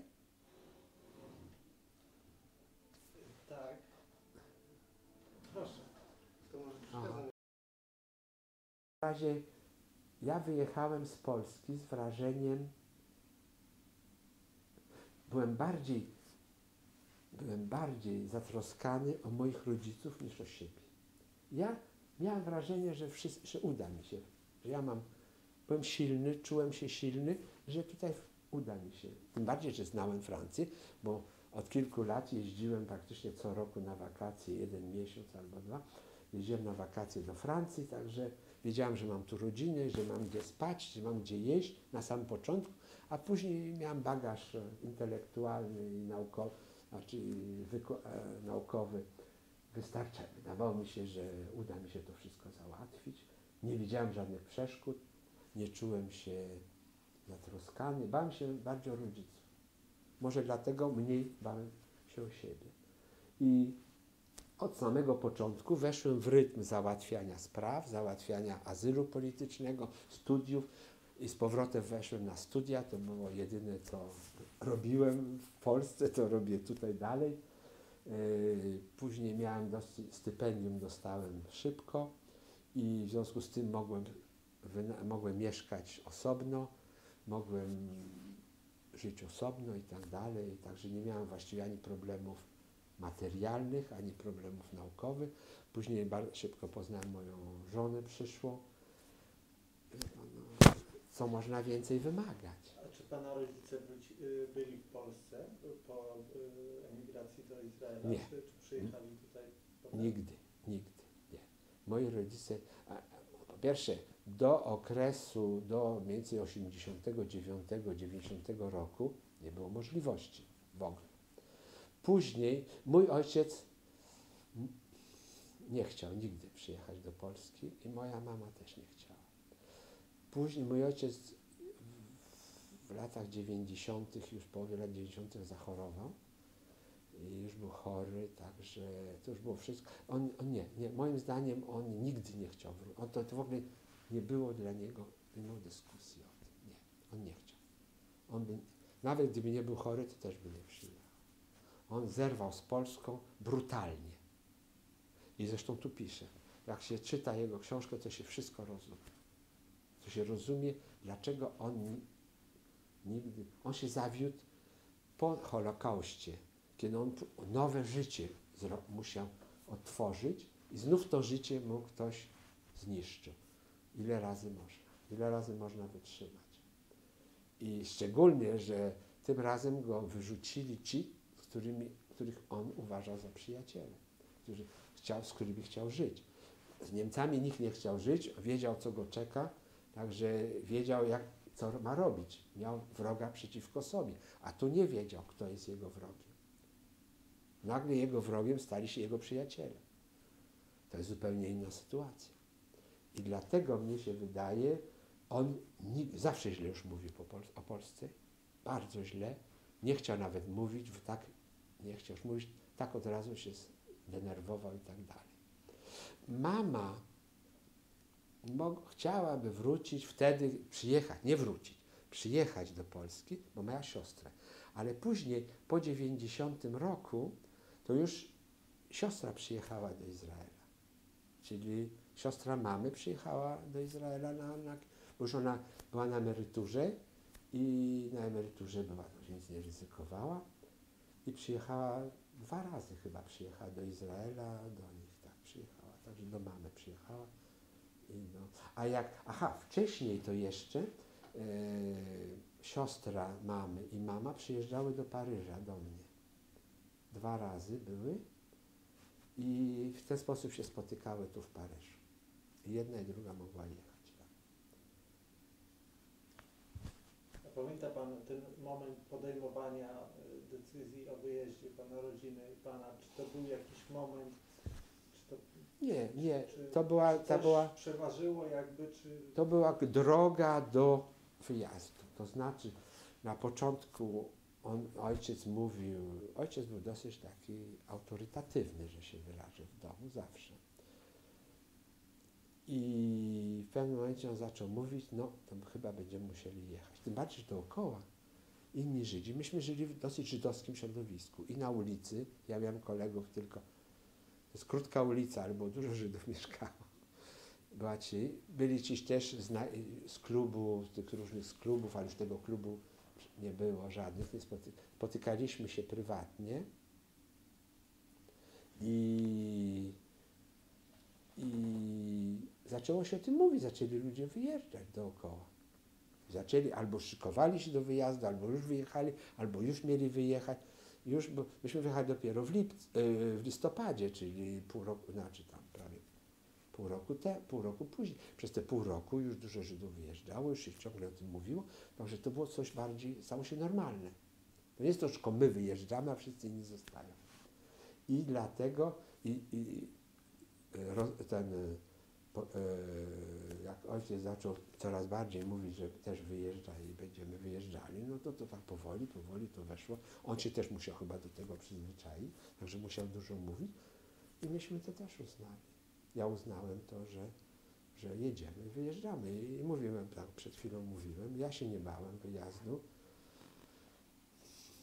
Uważałem, że trzeba wyjechać i już. Czułem się silny i wiedziałem, dokąd jadę. Nie bałem się, gdzie mam jechać. I tym bardziej, że później w trakcie załatwiania, im bardziej załatwiałem te sprawy w Polsce, wyjazdu i tak dalej, tym bardziej czułem się, że ktoś tam, że to jest dobre wyjście z sytuacji. I do dzisiaj uważam. A może Pan opowiedzieć trochę o takim bardzo, bardzo praktycznym aspekcie tej emigracji, jak się Pana rodzina i Pan przygotowywał? No to ja nic nie miałem do przygotowania. Ja miałem, mówię panu, 3 czy 4 walizki i z tym jechałem do Paryża. To wszystko, co miałem. Z czego jedna walizka była książek. Rodzice natomiast, no to tak jak wszyscy, pakowali rzeczy, były te lifty tak zwane, czyli takie skrzynie drewniane, w których się kładło meble, bo to statkiem jechało później. A oni jechali z dworca gdańskiego, znaczy mój ojciec miał samochód, takiego Fiata 600. Także w tym Fiacie 600 ja jechałem i mój ojciec i z tyłu były moje walizki, bo ja jechałem później do Wiednia, a ja jechałem z Wiednia do Paryża. Zresztą mój wuj z Paryża przyjechał po to, żeby mnie zabrać do Paryża. A mama z moim bratem jechali pociągiem z dworca gdańskiego.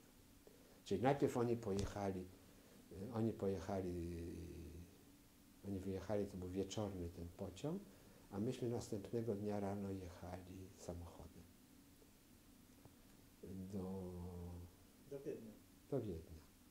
No, jakie były przygotowania? No to pakowali, tam sprzedawali jakieś rzeczy. Ja dokładnie o tym nie wiem, bo nie uczestniczyłem w tym. To oni załatwiali, to ojciec z mamą to załatwiali. Ja miałem 20 lat, nie byłem związany tam, czyli pakowało, to nauczyłem się sznurkować, tam sznurkiem pakować jakieś rzeczy, których okazało się połowa była rozbitych, te talerze, to wszystko było pobite. To oni to zapakowali, proszę pana. To warto powiedzieć, ale proszę się nie śmiać z tego powodu. Oni kupowali puszki z szynką i wozili to do Izraela w bagażu. Ale dlaczego? Nie wiem, nie wiem dlaczego. Przy czym, jak dostali ten lift tam po paru miesiącach, czy po 2 miesiącach takiego, bo oni, rodzice jak przyjechali, tak jak wszyscy imigranci, przyjechali do Izraela, to mieli pół roku ulpanu. Ulpan to jest szkoła dla imigrantów, szkoła hebrajskiego i wtedy oni są w jakichś takich, powiedzmy, w takiej kolonii są, gdzie są, każdy ma mieszkanie i tak dalej i chodzą na naukę hebrajskiego pół roku i wtedy to pozwala tej agencji żydowskiej, Sochnutowi, zorganizować im mieszkanie normalne, wszystkie papiery, żeby doszły te bagaże i tak dalej, to wszystko załatwili.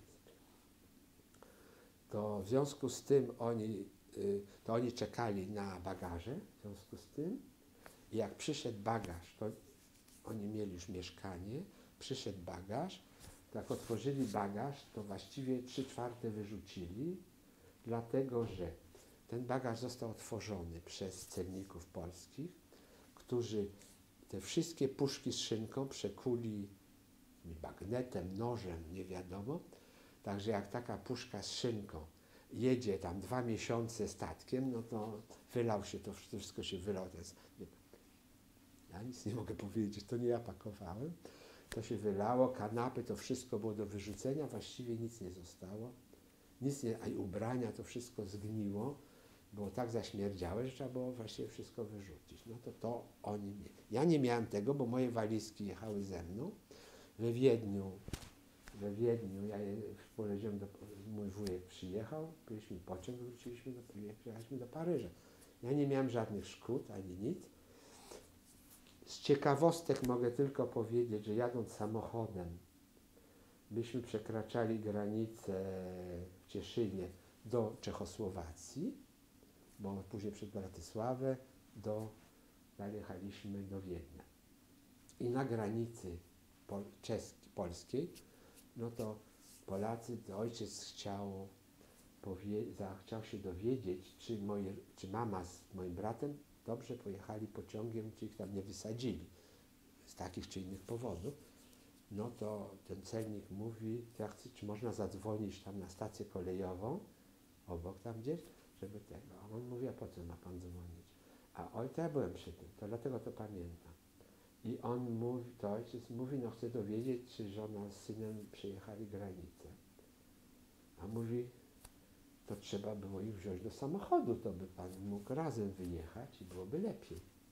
A na to mój ojciec mówi, nie, ale widzi pan, to jest taki mały samochód, to nie mam.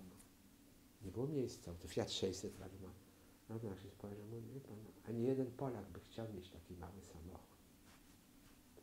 To mój ojciec zacisnął zęby i pojechaliśmy, poszliśmy. Nic tamten nie zadzwonił, nic nie wiedzieliśmy. Pojechaliśmy po stronie czeska. Ten celnik patrzy, widzi polskie numery, bo numery były polskie. Myśmy nie byli Polakami, ale numery samochodu były polskie. No to wyładowujemy wszystko. Walizki, to, co było, mieliśmy w tym samochodzie. Proszę wyładować, wszystko sprawdzamy. A mój ojciec, to wtedy jest jakieś takie myślenie samoobronne. Mówi, dlaczego pan to robi? A mówi, to wiadomo dlaczego. Chciał powiedzieć, bo z Polski jesteście. Bo to było zaraz po inwazji inwazji Czechosłowacji przez armię sojusznicze, bratnie armię i polską armię też. To mój ojciec mówi, nie, pan zobaczy, my już jesteśmy Polakami. My nie jesteśmy już Polakami, my jesteśmy żydowscy emigranci. On stanął tak. Przepraszam. To było bardzo, bardzo to jakiś był pierwszy gest moim zdaniem dla nas jakiegoś oficjalnego przedstawiciela oficjalnego systemu wobec nas. Gest pozytywny. No w Polsce to administracja. Ja nie byłem związany, ja nie wiem ile, ale ojciec przychodził do domu i mówił, że gdziekolwiek nie pójdzie, do jakiejkolwiek polskiej administracji w sprawie tego wyjazdu, to wszystko robią, żeby utrudnić życie. Cały czas. I te bagaże, i te zaświadczenia, i ten dokument podróży. To wszystko była, jak to się mówi, nie po żydowsku, krzyżowa droga. Za każdym razem wracał do domu i już coraz gorzej opowiadał o tym, to nieważne, nie pamiętam kto co powiedział. I to był pierwszy jakiś ten oficer tej służby granicznej czechosłowackiej, który powiedział, przepraszam. To było ładne. No i później pojechaliśmy do Wiednia. Pamiętam, że przekroczyliśmy granicę czeską do Wiednia i jak już do Austrii i jak już przeszliśmy kontrolę austriacką, to ojciec tam pojechał może jeszcze kilometr tym samochodem. Mówi, słuchaj, staniemy teraz, otworzył drzwi i tak westchnął, mówi, nareszcie jesteśmy wolni. To pamiętam, a później to już wróciliśmy do Wiednia, tam we Wiedniu był już ten Sochnut się, ta organizacja izraelskie, żydowskie się zajęły nam, byliśmy w tym zamku, ja byłem krótko, oni tam czekali jeszcze 2 dni czy 3 dni dłużej i pojechali do Izraela i to było w listopadzie i ja latem, czyli tam w lipcu przyjechałem do nich już z Francji na wakacje i wtedy właściwie ten samochód też już był, ten samochód przyszedł. Ja tym samochodem objeździłem pół Izraela, co nie jest tak daleko, bo to jest jednak to jest taki krótki kraj, ale objeżdżałem wszystkich moich znajomych, którzy już przyjechali z Polski do Izraela, przyjaciół z Warszawy. Także właściwie pamiętam, że wyjeżdżając tak pierwszy raz, jak wracałem do Paryża, Izraela, tak później pomyślałem sobie tak w samolocie, że tutaj mam w sumie bardzo dużo przyjaciół w tym Izraelu, bo w Paryżu miałem kilku znajomych, ale w sumie bardzo mało. Miałem jakąś taką tęsknotę do tych przyjaciół ale już później wchodzi człowiek, przyjechałem do Paryża, wchodzę w mój rytm laboratorium, nauka, studia i tak dalej, także i zostałem. A do Polski, kiedy pan przyjechał pierwszy raz? Do Polski przyjechałem pierwszy raz służbowo. To była w ogóle, to jest historia niesłychana. Ja pracowałem nad genetyką bydła, jak to się mówi, w instytucie. Była taka kolaboracja naukowa z Instytutem Badań Agronomicznych we Francji nad genetyką krów, między innymi krów, byków i tak zwane bydła domowego.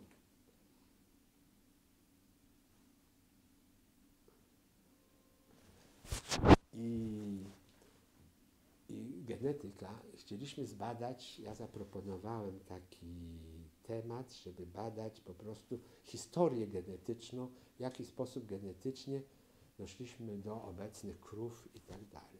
No to przodkiem genetycznym jest żubr. I z tego wyszedł projekt, żebym ja tu przyjechał, pobrać po prostu krew żubra, bo to wystarczy krew, tam jest ten w środku jest ten kwas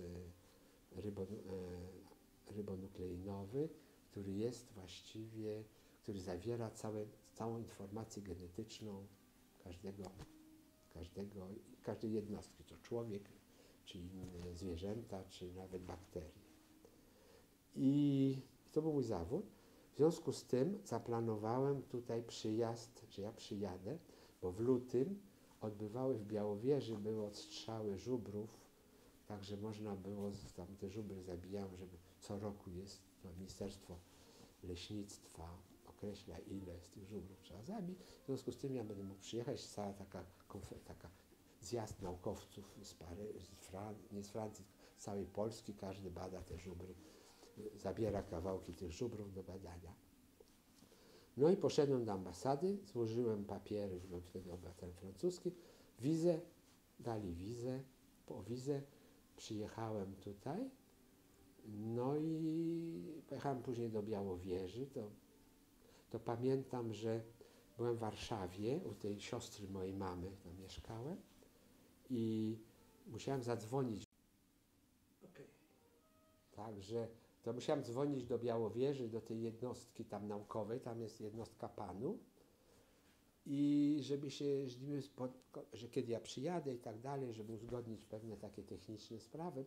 to ja podnoszę słuchawkę, mieszkamy u cioci, czyli siostry mojej mamy i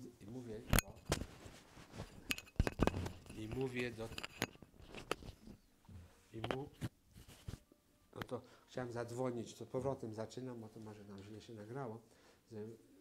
Chciałem uzgodnić sprawy techniczne z jednostką panów Białowieży, czyli Polskiej Akademii Nauk Białowieży i zamówiłem rozmowę, czyli po prostu podniosłem słuchawkę, nakręciłem numer i mówię, że chcę taki numer, taki telefon Białowieży, a ta pani mówi do mnie, no to jutro o 3:00 będzie miał pan połączenie, jutro o 3:00.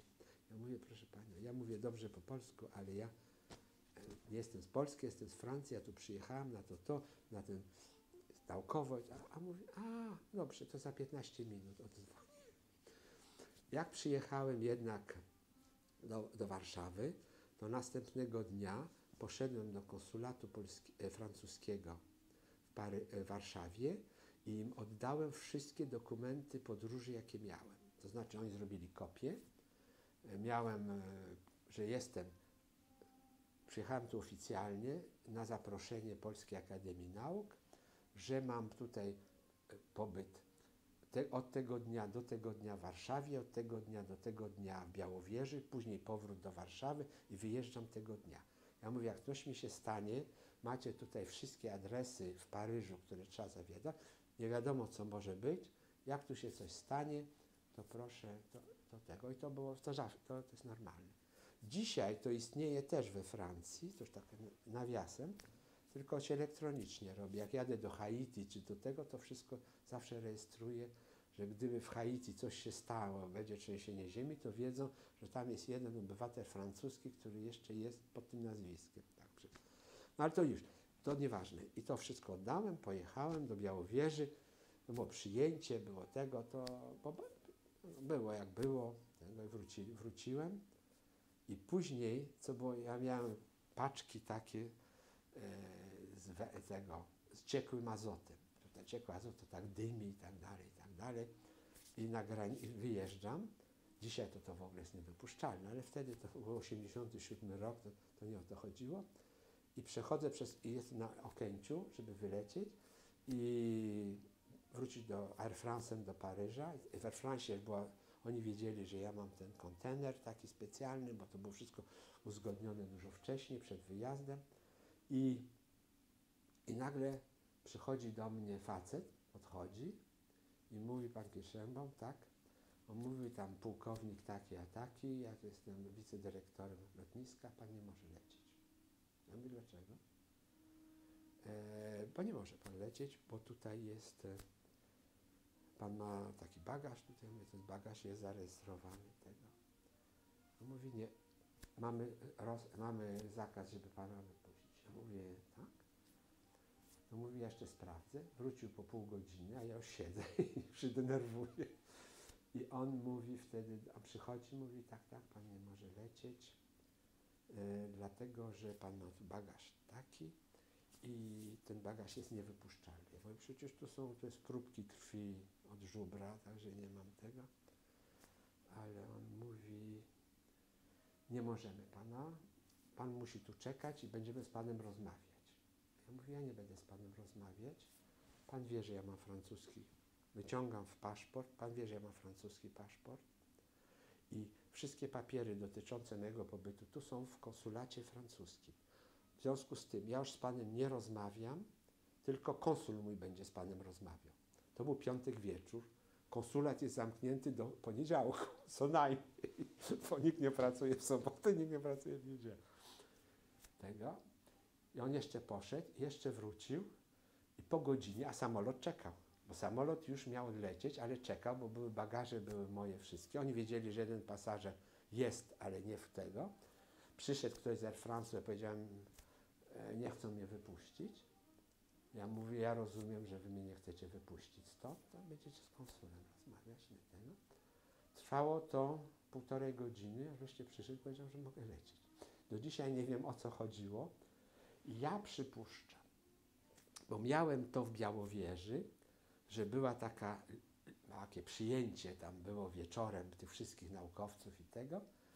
I koło mnie siedzi jakiś pan i mówi, no ja jestem pan z Francji, tego, tak. A on mówi, a ja jestem dyrektorem leśnictwa w Ministerstwie Leśnictwa, to jest tam ochrony leśnictwa i tego. Ja jestem dyrektorem departamentu. No i bardzo mi miło tego. Mówi, ponieważ pan jest z tego Instytutu Agronomii Francuskiej, to my byśmy chcieli panu przekazać skórę żubra. To jest ja nie mogę powiedzieć nie, mówię tak. Ale ona jest niewygarbowana, bo nie mamy garbnika. Czyli jest cały smród. Garbowanie polega na tym, że się tam oczyszcza tą skórę i ta skóra nie śmierdzi. Bo żubr to śmierdzi, to przecież ja mówię, przecież ja tego nie zabiorę, mi wyrzucą z samolotu. A on mówi, tak. Ja mówię, no to dziękuję. A on do mnie mówi, no tak, ale wie pan co? Żeby wywieźć tą skórę żubra, trzeba mieć pozwolenie z ministerstwa na to, żeby wywieźć, bo to jest jakiś cenny. Ja mówię, a tak, no to co? A on mówi, to ja daję to zezwolenie. I wtedy ja zrozumiałem, że chce łapówkę. Po prostu. On chce łapówkę. No inaczej jak to można zrozumieć? To ja mówię, wie pan. Ale co, za wywóz tej skóry? Tak. Za wywóz tej skóry, ale nie wiem dlaczego. Ja wcale tej skóry nie chcę. I w związku z tym ja mówię, wie pan, ale ja nie mogę tak, to ja nie mogę. Ja jestem tu służbowo. Ja mi dał zrozumienie, mówi, no pan rozumie. A on mi powiedział tak, to ja podpisuję, ale to kosztuje. Tak. Ja mówię, wie pan. I wtedy ja się poczułem, mówię, nie będę musiał wozić tej skóry, już ja to załatwię. No i tego. I ja się później zastanawiałem, czy na lotnisku nie było to samo. Bo nie widzę żadnego powodu, dla których on nie miał żadnego powodu, żeby mnie zatrzymać, a chciał mnie zatrzymać, a później mnie puścić.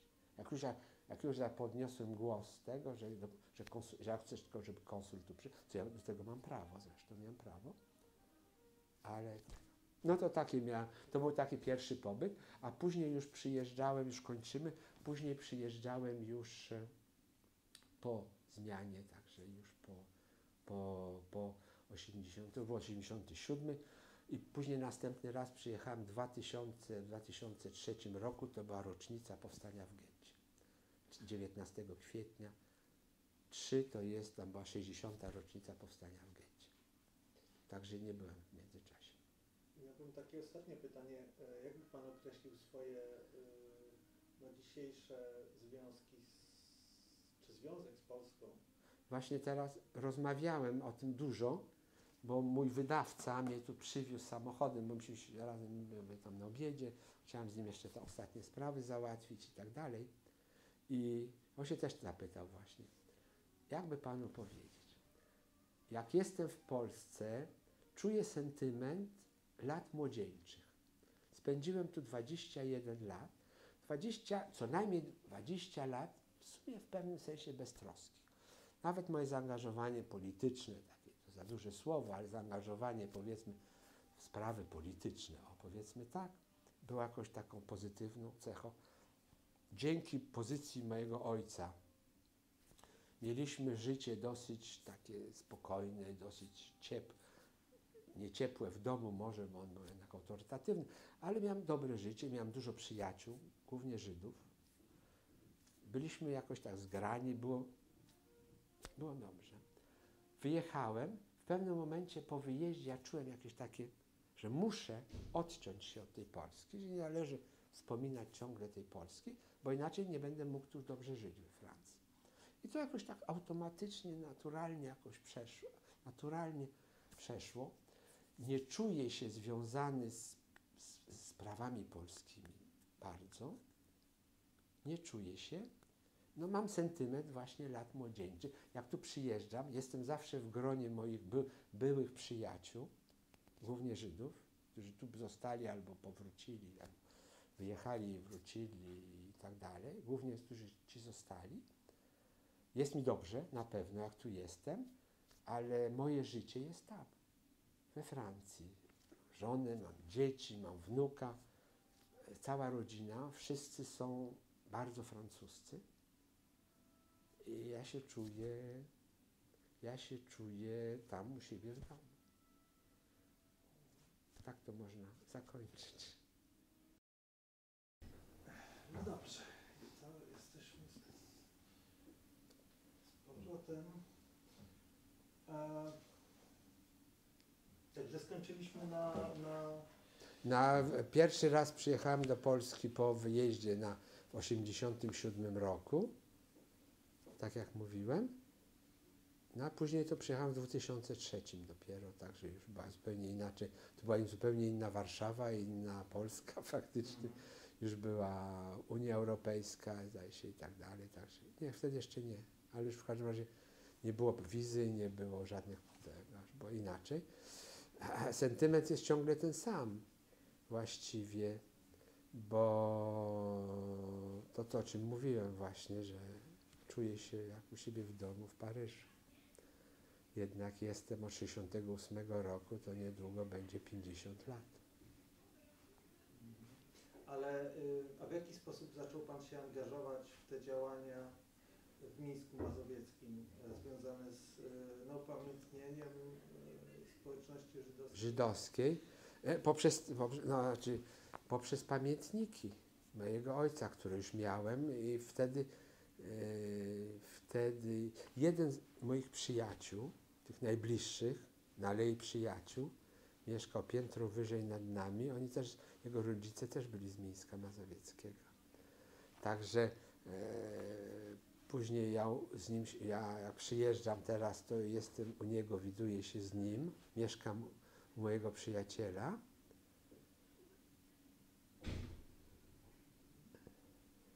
Mieszkam mojego przyjaciela, którego rodzice są też z Mińska Mazowieckiego i uratowali się, to mówiłem, bo ukrywali się też na Pradze i przeżyli Ja mieszkam u niego i on jest bardzo aktywny, bo jest jeden z nielicznych, powiedzmy, potomków tych, którzy się uratowali w czasie wojny, i on jest bardzo zaangażowany, w związku z tym ja też jestem zaangażowany, powiedzmy od tego okresu 2003, 2004 i tak dalej. I przyjeżdżam bardzo często i teraz organizujemy będzie 21 sierpnia 2017, to jest 75 lat zagłady Żydów w Mińsku, więc będzie duża uroczystość.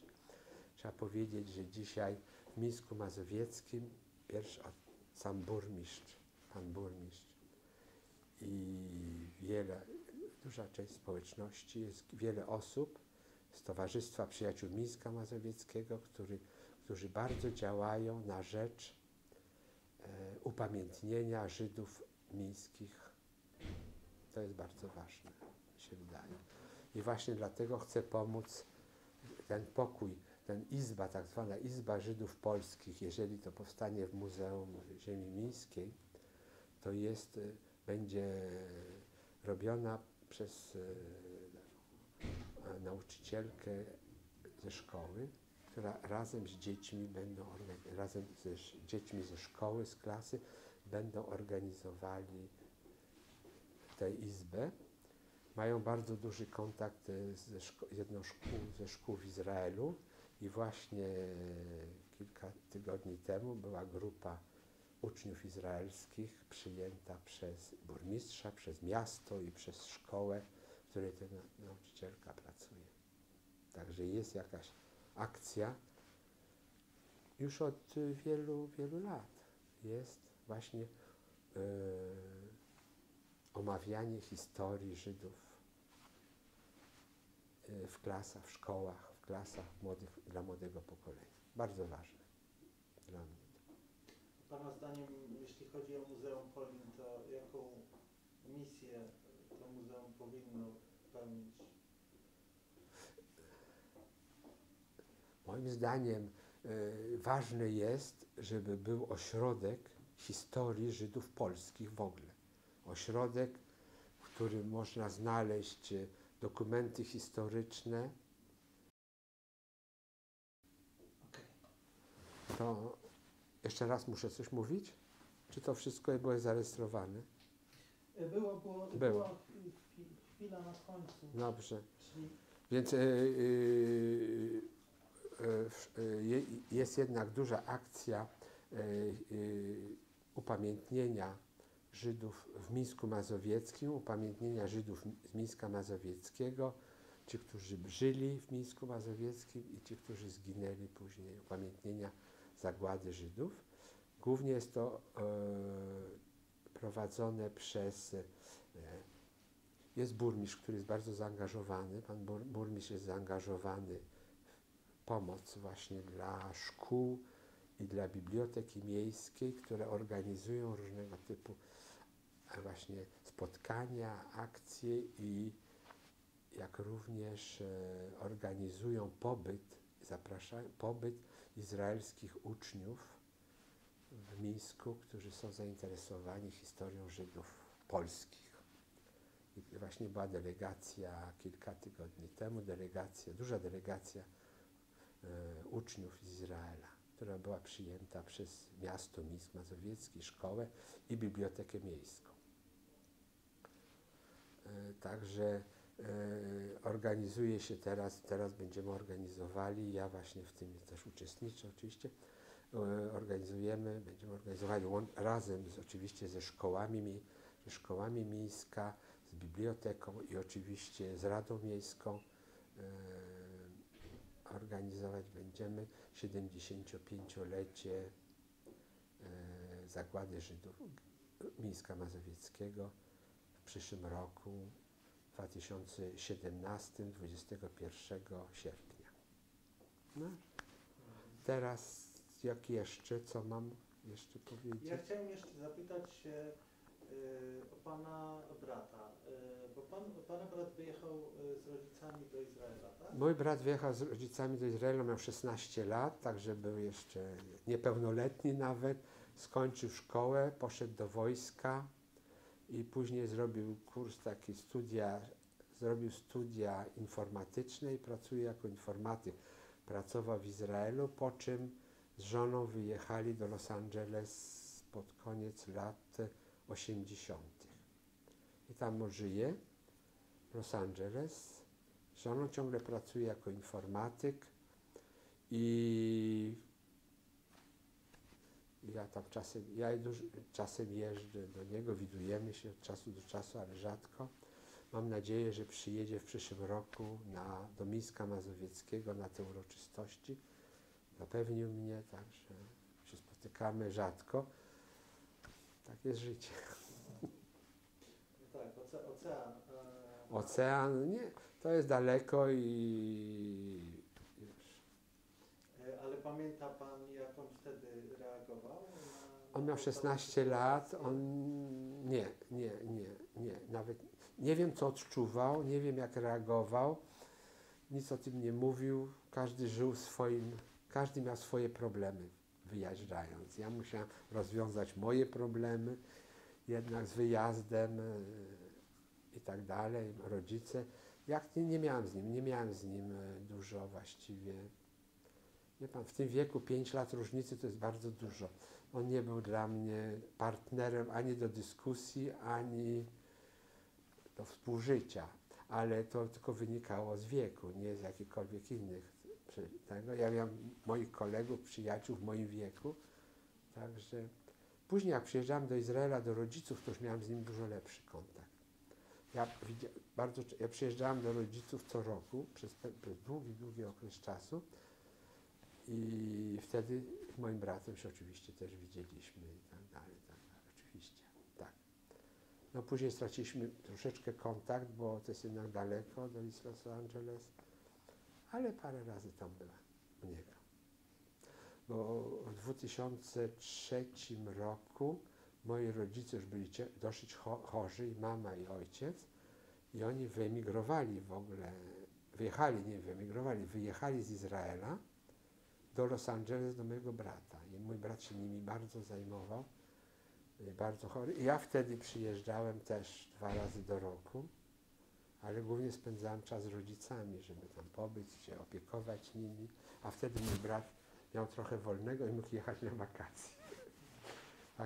Takie mieliśmy z tego sytuację. No i później mój ojciec zmarł, później mama. No cóż, naturalne, w tym wieku to już jest naturalna zupełnie sytuacja. Także ja... Co masz, nie masz jakieś pytanie moje jeszcze? No, ale pan zaczął mówić ja to zapytałem o Muzeum Polin. Aha, przepraszam. Właśnie, jeżeli chodzi o Muzeum Polin, to jest niemożliwe wykonanie na przykład takich sal dla wszystkich sztetl w Polsce. Bo było ich tak dużo, że gdyby tutaj zrobić taki właśnie, powiedzmy, salę, jak to się mówi, poświęcone jakiemuś sztetl, czyli jak powiedzmy jeden Radomsko, jeden Mińsk Mazowiecki. To jest niemożliwe, bo było tych sztetl było tak dużo w Polsce chyba, że nie ma tyle sal, żeby to zrobić, ale może jest ciekawe. Nie wiem, czy to jest ciekawe. To jest ważne w Mińsku Mazowieckim, żeby zrobić tą Izbę Żydów Polskich, bo tam oni żyli, i tam oni zginęli, można powiedzieć, i tam powinno się o nich pamiętać. Ci mieszkańcy dzisiaj, bo nie ma Żydów w Mińsku Mazowieckim, tam powinni oni pamiętać, że tu kiedyś byli Żydzi i że połowa ludności to byli Żydzi. I ich nie ma. I to jest właśnie pierwsze pytanie, jakie oni sobie zadają i chcą odpowiedzieć. A co można zrobić w Muzeum Polin, to ja nie bardzo wiem. Nie pytam tyle, co można zrobić, tylko jakby jaka powinna być z jednej strony misja, czy efekt jakby oddziaływanie tego muzeum, albo jakie mogłoby być, albo jakie by chcieli, żeby było. Muzeum się musi też nastawić, że sytuacja może polityczna w Polsce się może zmienia. Czasem się zmienia, są różne tego i muzeum musi być w jakiś sposób przygotowane, że są momenty, że lepsze, są momenty gorsze, także misja polega na tym, żeby w Polsce nie zapomnieć, że było 3,5 miliona Żydów, z których nikt nie został, prawie, tam większość, 90% zginęło i tu nie chodzi, nie wiem, czy w Polsce jest słowo katarcyzm. To jest słowo łacina, katarsizm, który znaczy, że jakaś forma, i to jest forma, dlaczego na przykład ktoś może mówić o czymś, żeby wydać z siebie coś, wydać z siebie jakiś nęk, niepokój, który jest na przykład typowo żydowski, dlatego, że oni przeżyli setki lat, jednak ciężkich, byli jednak źle tolerowani przez całą Europę, nie tylko Polskę. Tam, gdzie był zawsze antysemityzm. Były okresy nawet w Polsce za królów Kazimierza Wielkiego, kiedy mieli duże przywileje. We Francji rewolucja dała obywatelstwo Żydom, czyli to największy przywilej, jaki mogli im dać. I były okresy dobre, były okresy złe. I muzeum właśnie, moim zdaniem, misja jest taka, żeby jaki by nie była sytuacja zewnętrzna, to muzeum musi być historią właśnie Żydów polskich w Polsce i pokazać i w Polsce, głównie w Polsce, że był tutaj naród jakiś, którego nie ma. To jest to samo, co w Mińsku. Byli Żydzi tutaj, byli Żydzi członkami społeczeństwa polskiego. Dzisiaj ich nie ma i społeczeństwo polskie, które jest, powinno pamiętać o tym, co było. To jest najważniejsze moim zdaniem. Bo ja nie jestem tu specjalistą od Polski, mówię, dzisiejszej, jaka jest perspektywa Żydów polskich. Nie będzie już nigdy 3,5 miliona Żydów w Polsce. To jest całkowita, ta sytuacja nie istnieje.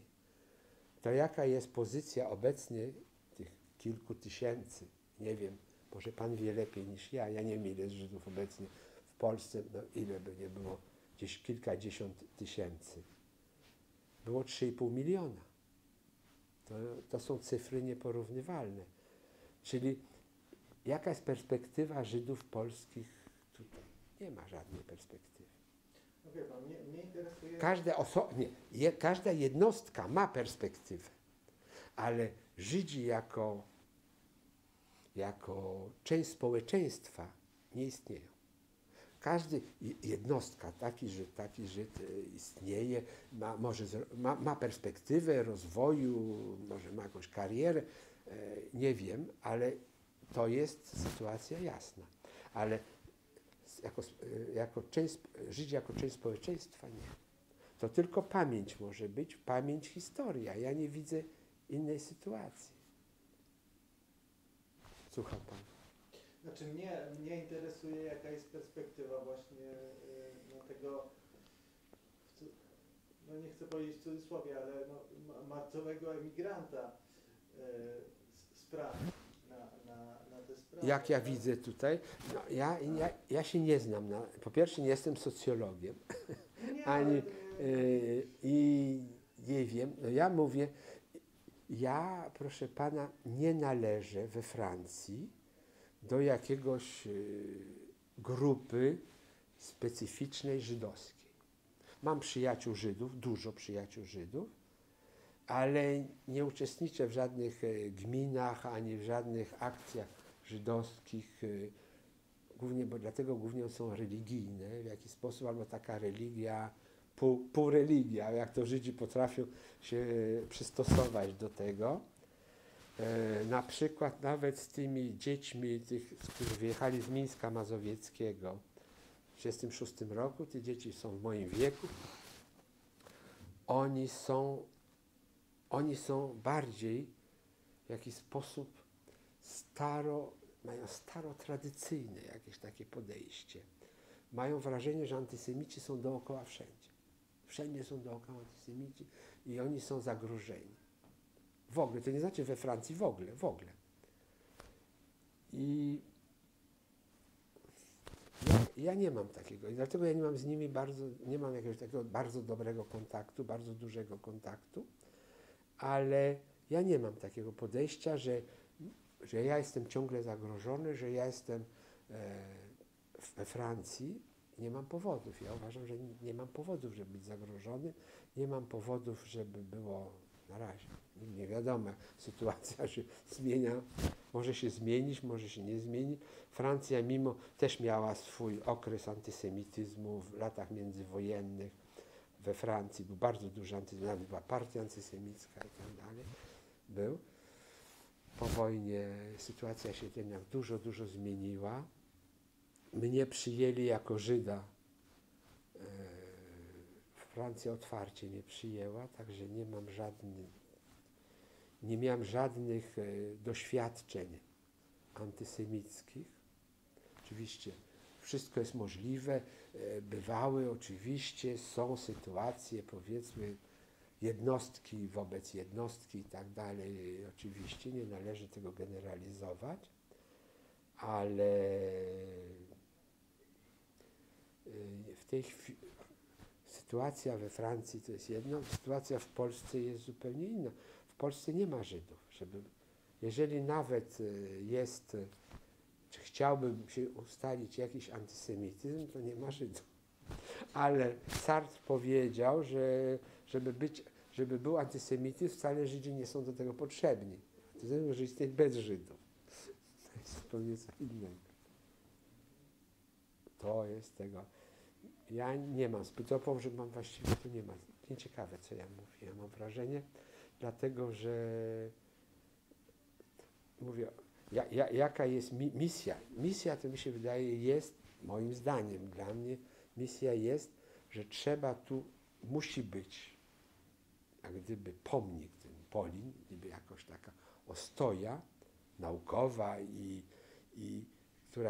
naukowa z jednej strony, żeby robić badania dotyczące historii Żydów polskich w Polsce, natomiast musi być jakiś taki kamień, który leży, wielki kamień na ziemi polskiej, który przypomina codziennie, że było tutaj 3,5 miliona Żydów, że ci ludzie stanowili część społeczeństwa, wnosili coś do tego kraju, wnieśli dużo do tego kraju, do tego społeczeństwa I ta pamięć musi być zachowana. To jest pamięć. Dzisiaj tylko może być pamięć. I to jest to, co ja chcę robić w Mińsku Mazowieckim na poziomie małego Sztetyl. Może też być misją Polin, faktycznie, robienie takich mini muzeum, jak ja bym to powiedział, takich izb muzealnych w Sztetla, żeby w tych wszystkich miasteczkach, gdzie byli Żydzi, żeby było jakaś taka miejsce upamiętnienia historii Żydów, nie tylko Żydów, ale historii Żydów w tym mieście. To może być też misja Polinu. Nie tylko w Warszawie, ale żeby to rozejść, żeby to się rozeszło po całej Polsce, żeby to w jakiś sposób pewnie finansować trzeba, organizować trzeba i tak dalej. Jeżeli coś takiego, taka akcja będzie, to ja chętnie, jeżeli jeszcze będę miał siły, bo to nie wiadomo za ile lat taki projekt może być, to może być uskuteczniony. Ja bardzo chętnie. W Mińsku chyba. Ja chciałbym jeszcze zapytać, bo chciałbym, żeby to było na tym nagraniu, o tej wczorajszej promocji książki. Jakby Pan mógł o tym na koniec powiedzieć, co to jest za książka, czyli o dziennikach Mojego ojca, to są dzienniki. O tym spotkaniu, jakie była tak. atmosfera. No mówię, że na spotkaniu była bardzo dobra atmosfera. Przyszli ludzie, którzy byli zainteresowani. Oni nie znali tej książki. Były dwie osoby, które słyszały o mojej rodzinie. Starsze dwie panie, dosyć starsze, które słyszały o nazwisko Kirschenbaum, im mówiło coś. Było kilka młodych, było jakieś 30 osób może. To może na Mińsk to jest dużo. Myślę, że tak. Tak, że przyszło i byli zainteresowani i była ta pani jedna jest taka pani, Gontarek, która zrobiła doktorat, to jest Towarzystwa Mińska Mazowieckiego, urodzona w Mińsku, zrobiła doktorat na Uniwersytecie Lubelskim z historii Żydów międzywojennej, od roku 20 do 39 roku. To jest doktorat, praca naukowa, bardzo ciekawa, jaki był przekrój społeczeństwa i tak dalej, cyfr i tak dalej. I to ona prowadziła tą dyskusję ze mną, ja ją dobrze znałem wcześniej. Ona prowadziła tę dyskusję, zadawała mi pytania, ja mówiłem właśnie, że nic nie wiem, bo oni bardzo chcieli się dowiedzieć, jak moja rodzina wyglądała, mojego ojca rodzina, jak wyglądała, co robi. Ja mówię, ja nic nie wiem więcej, co jest napisane w książce, bo w domu się o tym nie mówiło, bo już rozmawialiśmy przed chwilą, więc ja im tłumaczyłem wszystko tego. Dużo było pytań później związanych właśnie z tym, jak moi rodzice żyli, jak mój ojciec żył, w jaki sposób. Byli bardzo zaskoczeni. To było dziwne. I to świadczy o tym, że oni nic już o Żydach nie wiedzą. Dlatego, że nie ma Żydów. To są ludzie, którzy są urodzeni po wojnie. Czyli oni mieszkają w Mińsku Mazowieckim, takie małe miasteczko, i nie mają kontaktu z Żydami, nie widzieli Żydów. I oni mnie się pytali na przykład, czy u nas w domu, czy ja mówię po żydowsku, czy u nas się w domu mówiło po żydowsku i czy byliśmy bardzo religijni i tak dalej. No być religijnym to zawsze można być. Są Żydzi religijni też. Ale tym bardziej, że Żydzi w Mińsku byli bardzo religijni. Tak jak moi dziadkowie, tak samo większość była bardzo religijna. Byli zaskoczeni, że u mnie w domu nie mówiło się po żydowsku, nie czytaliśmy, nie pisaliśmy po żydowsku, że nie byliśmy w szkole żydowskiej, tak jak kiedyś było w Mińsku. Chciałem powiedzieć, że świat się trochę posunął do przodu, ale to świadczyło o tym, że nie miałem kontaktu z Żydami. Bo wszyscy, 100% moich znajomych, przyjaciół, którzy byli co prawda w Warszawie, byli ateistami żydowskimi, że można powiedzieć. Były pewne tradycje, tak jak mówiłem, jedzeniowe. Tak to było, nie było żadnych tradycji żydowskich. Nie było u mnie rodzice mówili po żydowsku, tak jak we wszystkich domach, między sobą, jak chcieli, żeby dzieci nie zrozumiały, o czym mówią rodzice. Klasycznie, prawda? I tak tutaj ja żydowskiego nie znam, ani w pisaniu, ani tego. Mój brat zna hebrajski, bo był w Izraelu, no to się nauczył hebrajskiego, ale w domu nie było żadnych tradycji, żadnego języka. I ja mówię, przecież Pani słyszy, że ja po 50, mimo że 50 lat mieszkam we Francji, mówię dobrze po polsku. Czyli przez te 20 lat się nauczyłem dobrze po polsku, prawda? No tak, to one zrozumiały, że one, to jest to, jak w Mińsku Mazowieckim, prawdopodobnie mówi się o Żydach, bo są domy pożydowskie, jeszcze takie drewniane, stare, gdzie oni wiedzą, że tam Żydzi mieszkali, ale to już jest abstrakcja. Dla nich Żyd to jest abstrakcja, bo nie ma Żydów. Nie widzieli Żyda. Nawet jak mnie widzą tak ubranego, to ja nie jestem dla nich Żyd. Bo nie jestem w chałacie, nie mam pejsów i nie mam wszystkiego. Oni tak sobie to wyobrażają. Takie mam wrażenie. To jest taka anegdota, ale o czymś to świadczy, że właśnie ta kultura, że trzeba tą pamięć tam zachować. Że byli Żydzi, jacy są, mogą też pierwszą generację, którą my jesteśmy, powojenną, Żydów mińskich, możemy tam przedstawić. To może być pomysł. I może też w Polin też. To było. W Polin jest ta generacja, jest ta sala poświęcona do 68 roku. Jest ta sala, czy te sale są, no to jest zrobione. To może trzeba to też robić w tych małych miastach. Szukać